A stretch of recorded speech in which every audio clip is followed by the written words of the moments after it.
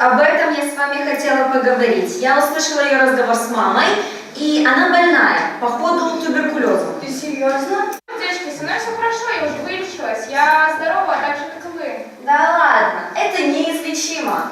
Волонтеры, студенты Брестскага дзяржуніверсітэта імя Пушкіна разыгрываюць пастаноўку на тему сухоты, мифы и реальность, причем по незвычайной технологии – форум театра. Здесь зритель может непосредственно принять участие, то есть выйти, заменить актера, который представляет вот ситуацию проблемную, которая происходит. Это просто дает человеку возможность побыть вот на месте героя и оказаться в такой ситуации. Захварыць на сухоты не пожадаеш і ворагу, а вось у тэатральнай форме апынуцца на месцы хворага карысна кожнаму. Каб потым у рэальным жыцці з разуменнем ставіцца да людзей, якіх закранула каварная хвароба. Сёння гэта асабліва актуальна, бо Беларусь далучылася да праекта міжнароднай тэхнічнай дапамогі «Амбулаторнае лячэнне сухотаў. Час для нас, грошы для краіны, здароўе для ўсіх». У ім удзельнічаюць 11 краін Усходняй Еўропы і Цэнтральнай Азіі. Праект прадугледжвае змяненне фінансавання супрацьсухотнай службы у боку узмацнення менавіта амбулаторнага звяна.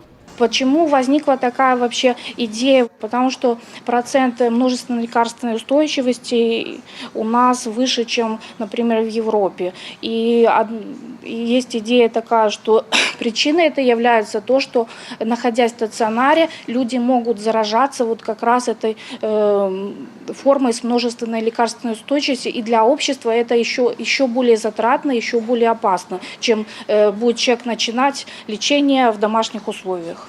Змясціць вектор супрацьсухотнай медыцынскай дапамогі ў бок амбулаторнай мадэлі лячэння выгодна и для краіны, и для пациентов. Курс содержания одного пациента в больнице в сутки 45-46 долларов. Если пациент на амбулаторном лечении, то со стоимостью содержания медперсонала, лечения и так далее это всего 5-6 долларов. То есть разница очень значительная. Люди, если будут на амбулаторной модели лечения, многие могут не увольняться с работы, потому что бак выделения при правильно подобранной схеме лечения человек становится безопасен уже там максимум в 3 месяца.